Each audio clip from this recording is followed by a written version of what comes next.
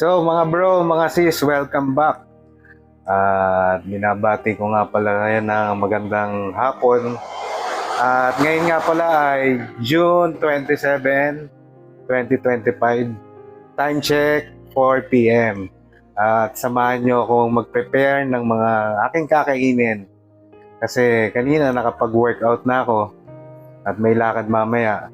So, kakain muna ako bago ako lumakad. Pero pakita ko sa inyo yung aking kakainin ngayon. Yung mga talagang kinakain ko dito sa aking diet na strict siya kung tawagin. So, eto nga, 500 grams of tuna. Yan. Kanina galing akong palengke. Nakabili tayo ng fresh tuna. Yan, yellowfin. Tsaka 250 grams of chicken breast. Yan.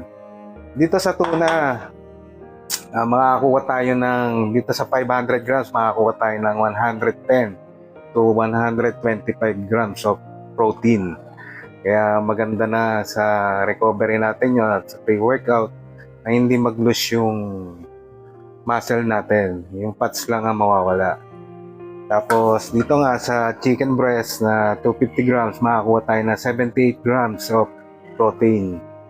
Tsaka hindi natin kinakalimutan ito yung mga fiber, vegetable. Ito nga, 2 tali ng okra.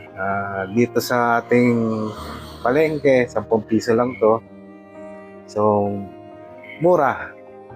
Tapos ito, nakabili rin tayo ng broccoli. Hugasan lang natin ito at isasalang na natin. Kaya makakain tayo mamaya.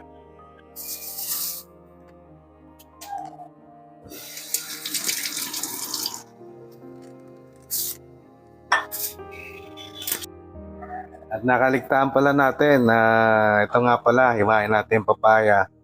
Kasi ito yung talagang kasama sa diet natin. Kasi kumbaga ito yung isa sa pinaka-importante yung pinapakain sa akin ni Coach Jewel. Kaya hiwain lang natin to para mailigay natin sa rep 30 minutes. Malamig na to, pwede na natin kainin.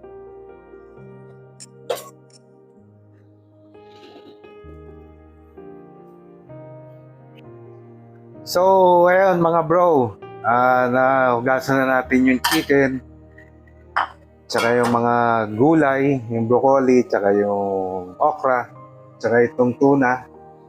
Yan. Itong 500 grams na tuna. Ngayon, dito natin sinasalang yan sa air fryer. Na talagang wala akong hinahalo kahit ano. Kasi dahil nga strict, pero nakasanayan ko na rin itong pagkain na to. Ngayon, mamaya titimplahan natin. Minsan, ginagawa ko siyang dinakdakan, suka, tapos may sili, bawang, sibuyas. Kaya nasasarapan din ako. Pero wala nga, kahit sasabihin nga na iba, na walang lasa. Pero yung goal natin na maging fit at sampa sa stage ng bodybuilding, yun malaking bagay na sa akin at malaking achievement na pag natapos ko to. Kaya isasalang ko lang to mga brosis.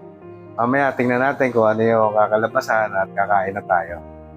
Pero bago ako kumain, kasi 30 minutes natin isasalang yan dahil hindi ako nakapag-cardio kanina, ngayon sasabayan ko na ng cardio, ng stationary bike para na ayos ko na, parang kumbaga hindi na ako magka-cardio mamaya pag uwi ko ng bahay. Kasi alis nga tayo, kaya makakapahinga tayo ng maaga. Mga bro, tapos na natin itong hiwain si papaya. Sasalang na natin itong 500 grams na tuna, yellowfin tuna, at saka itong 250 grams of chicken breast. Kaya sasalang na lang natin ito sa air fryer. 30 minutes. Habang nagka-cardio tayo. Si papaya. Palagay natin sa rep yan. Tsaka itong mga fiber natin, broccoli at saka itong okra. Bibiling ko na lang sa kay Ate Buding. Patayin mga 5 minutes lang kasi malalamog yung gulay. Kaya cardio tayo mga bro, mga sis. So, ayun guys, habang nag-aantay tayo na maluto yung ating pagkain sa air fryer, sa yung gulay, nag-cardio muna tayo ng 30 minutes para sakto. Mamaya, ang gabi, hindi na tayo magka-cardio. Nagsusuot din pala ako ng belly fat trimmer pag nagka-cardio. Kasi pampatulong din to, mapabilis na mag-burn yung taba. At mag-loosen na rin yung skin kasi obese nga tayo. Parang yung skin ko parang saggy. Nakakatulong siya para maging tight.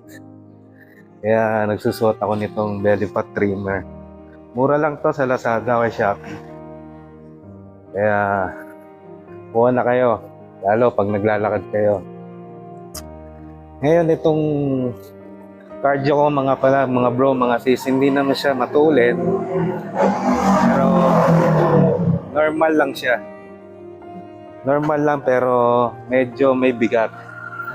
Kasi para maging relax ka lang kumbaga. Kaya after 30 minutes mga bro, tingnan natin yung pagkain natin. Kain tayo mamaya.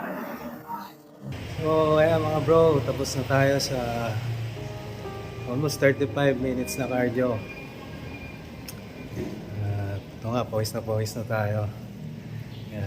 Makakakain na tayo mga bro, mga sis. Tapusin ko lang po. Ito nga, yung pot belly ko. Pot belly trimmer, basang-basa na. Kaya prepare na natin yung food para makakain na tayo. So ayan mga bro, mga sis. Naluto na natin yung chicken na 250 grams. Sabi kanina sa air fryer ng tuna. So, minsan kasi, sabi nga nila, iba, wala raw lasa. Pero, ginagawa minsan natin, dinakdakan yan. Kaya, lalagyan natin ng yan, sibuyas. Saka ng yan, siling berde. Minsan, kasi strict nga ito, yung salt, wala sugar. Hindi natin paminta. Tsaka ito yung mga nabibili sa supermarket na suka na may halo na. Lagyan lang natin yan. Ayan, okay na. Yan na yung chicken dinakdakan. Gawin lang natin. Kaya, tara, kain na tayo mga bro, mga sis. So, ayun mga bro, mga sis, tapos na tayo mag-cardio. Nakapagpalit na rin tayo ng damit. At ito nga, ito na lahat yung kakainin natin. Ito yung broccoli, saka yung okra, ito yung chicken dinakdakan natin, ito yung tuna. Siyempre, hindi makakalimutan dyan yung oatmeal. Ito yung kaninang papayang iniwan natin. At itong pineapple.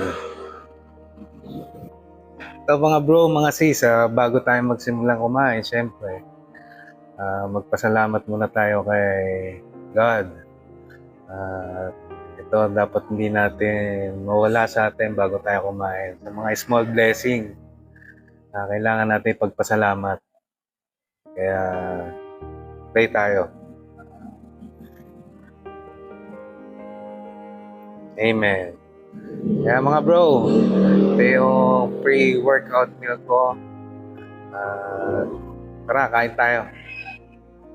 Kaya sa susunod, kita-kita ulit tayo. Mga bro, mga sis, God bless. Bye-bye.